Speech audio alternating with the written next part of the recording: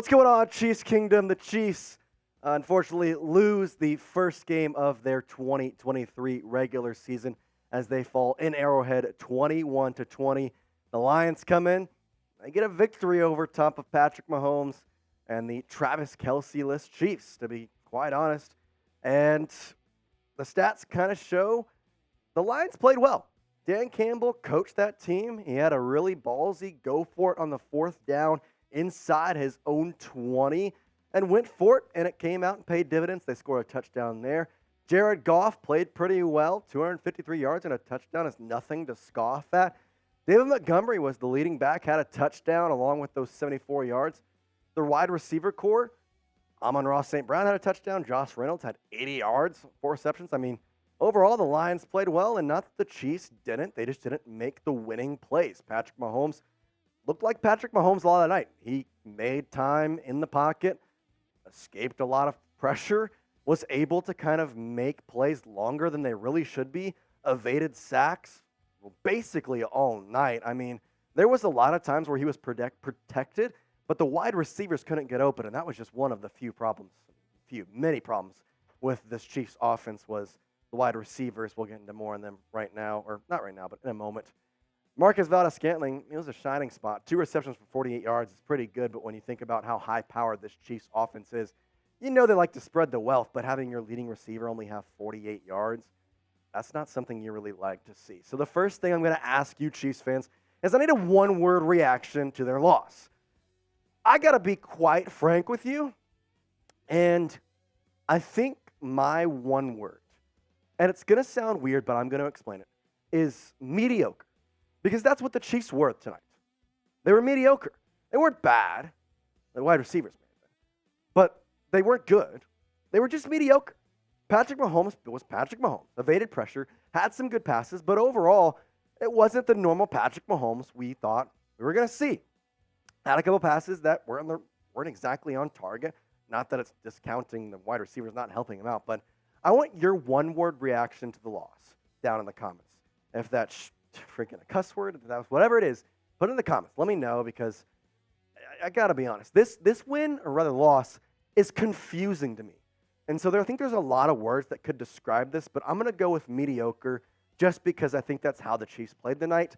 And you can't be mediocre and beat a team who was 1 win away from the playoffs last year. Like, people forget, the Lions were 8-2 in the last 10 games of the regular season last year, and we're literally a win, or rather a loss of the Seahawks away from making the playoffs.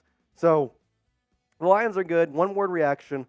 Put it in the comments below. Let me know what you're thinking after this really tough loss at the home opener, the season opener. All right, let's get into my week 1 takeaways. I alluded to it earlier in the show, and I'm going to go ham right now because this wide receiver core is literally garbage. It's garbage. Now, do they have potential? 100%. I am not discounting them at all. Kadarius Toney did not look good. Skyy Moore did not look good. Marquez Valdes-Scantling looked acceptable. He caught what he should have caught. Didn't really have much else to talk about him. Rashee Rice had a drop, had a good catch, though. But overall, I mean, Justin Ross got a catch. They just wasn't what I expected. And again, it's garbage right now, but that is not saying that they cannot get better. Because this wide receiver core has talent. Kadarius Toney is a very good wide receiver. Did he have a good night tonight? Not at all. Skyy Moore has a lot of potential. He's still young. Did he have that potential and show it off tonight? No. You want to talk about Marquez Valdes-Scantling? He had a great catch, but he didn't really get many opportunities. And then Rashee Rice, he looked good, but you kind of need a little help when your offense is reeling. So I think that's the first takeaway, is that this wide receiver core it wasn't good tonight. It was really bad. They have potential, but I got to be honest, there's some talks right now, I think, around the organization of what exactly to do to fix this problem now. If this continues, it's going to become a bigger story. Hopefully, it's just a week 1 issue. Next week, it's fixed, and we get the Chiefs that we know and love, that the Kansas City Chiefs that we expect. The second takeaway is that this defensive line is fine without Chris Jones. I'm not going to say it's good.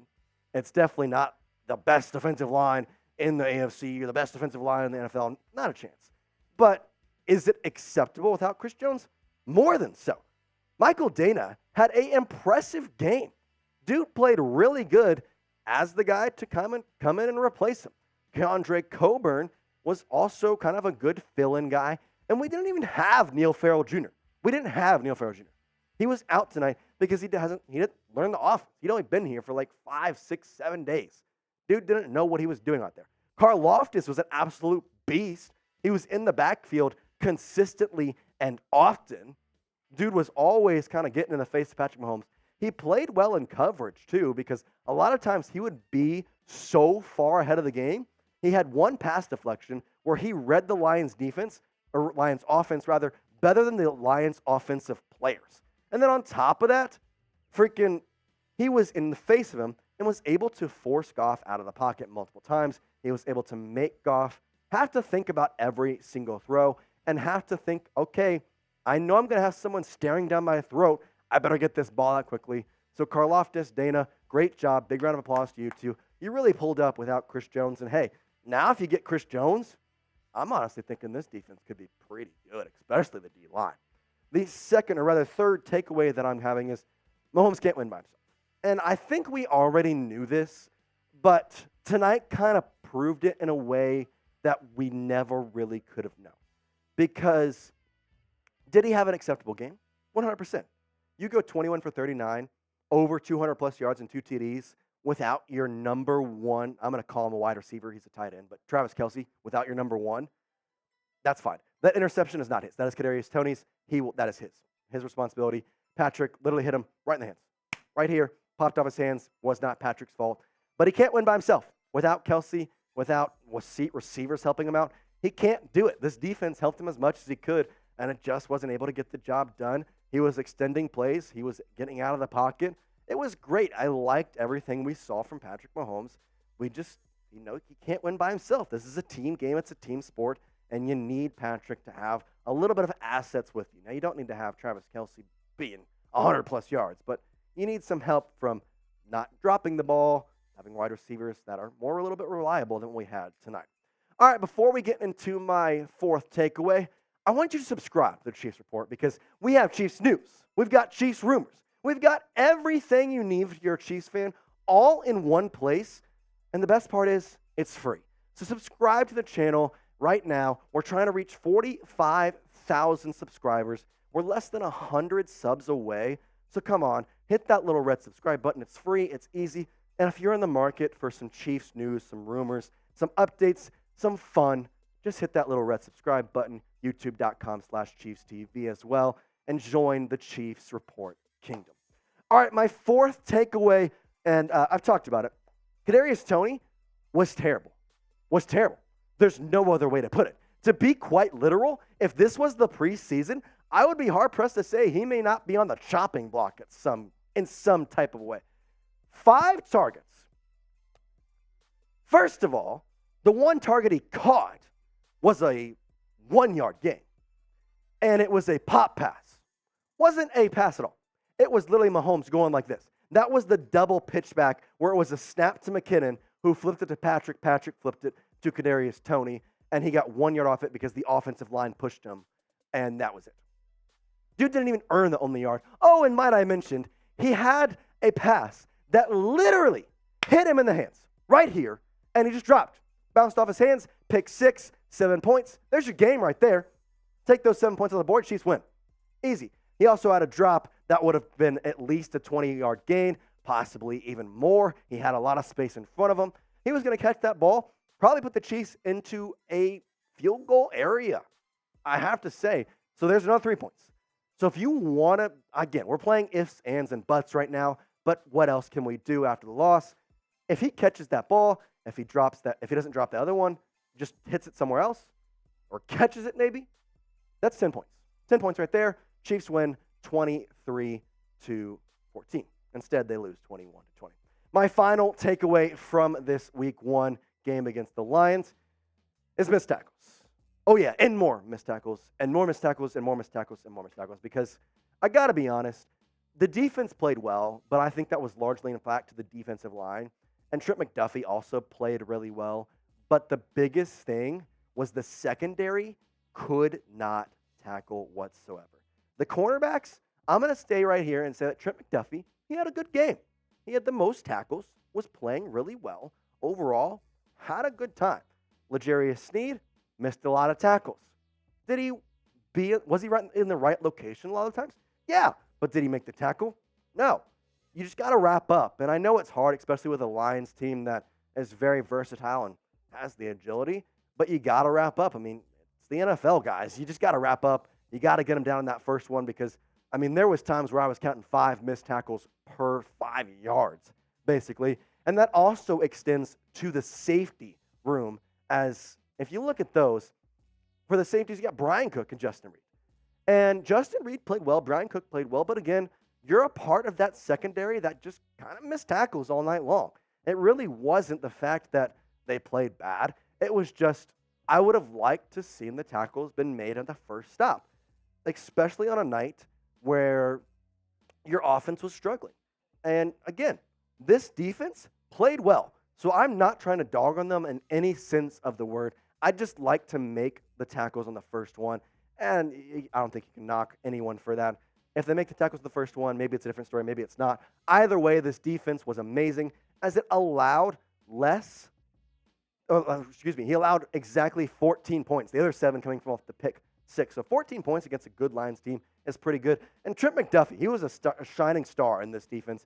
8 tackles, was all over the field. Like, again, he had the most tackles, but that's not what I'm going to focus on. What I'm going to focus on is he was in the backfield. He was blitzing and doing it well. He was covering every zone. In fact, thinking back on it, there's only one time that I saw Trent McDuffie get beat, and it was Amon-Ra St. Brown, who is arguably a top 10 wide receiver in the NFL, maybe even top 7.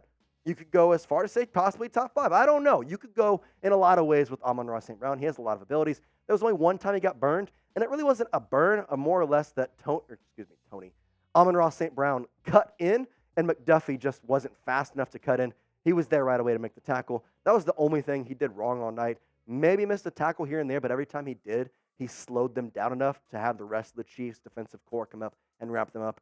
And then the second guy I want to focus on. I mentioned how this Chiefs division D-line is fine without Chris Jones. Well, that was because of Michael Danna. Dude came in and was solid. Had 6 tackles for loss, had a sack. I believe that was the only sack. I mean, he was really, really good. To be quite honest, if you'd have told me that Chris Jones didn't play in this game, I don't know if I believe you. I think the better way to put that is if you'd have told me that Chris Jones did play in this game, I think I'd believe you. I think I'd say, yeah, okay, he just wasn't playing all that well. But the fact that Michael Danna, he took that ability because guess what? Karlaftis was double covered on the other side. So it opened up Michael Danna.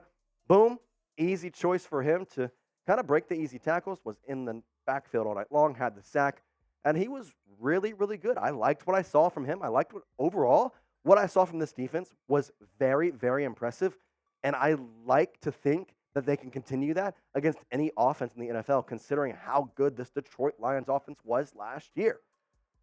The only thing is, the Chiefs did lose. It's 21-20 final. Now, the last thing I have here. Here's the bottom line. Did the Chiefs lose? Yes. 21-20 in your home field opener, in your season opener, is not what you want. But you got this guy. You got Patrick Mahomes. And he's going to lead us to victory. He's going to be fine. We know that Patrick is going to come out here. He believes in these receivers. He's not going to stop slinging. He already said, I'm just going to keep throwing it, and hopefully the drops can take down. And I believe they will. First week is always tough. The production, the advantage, or rather growth, from week 1 to week 2 is the biggest growth you're going to see all year. The second thing, we also have this guy, Travis Kelce. And he will be back. Would it be next week? Maybe. Will it be the third week? At least by then, I would have to think so. And when you get a Hall of Fame tight end back, you're going to increase your points.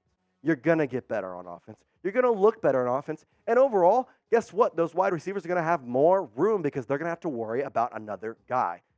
And then the third and maybe the biggest thing, we have Andy Reid. He's going to coach us through it. Andy Reid is here. He knows how to handle this.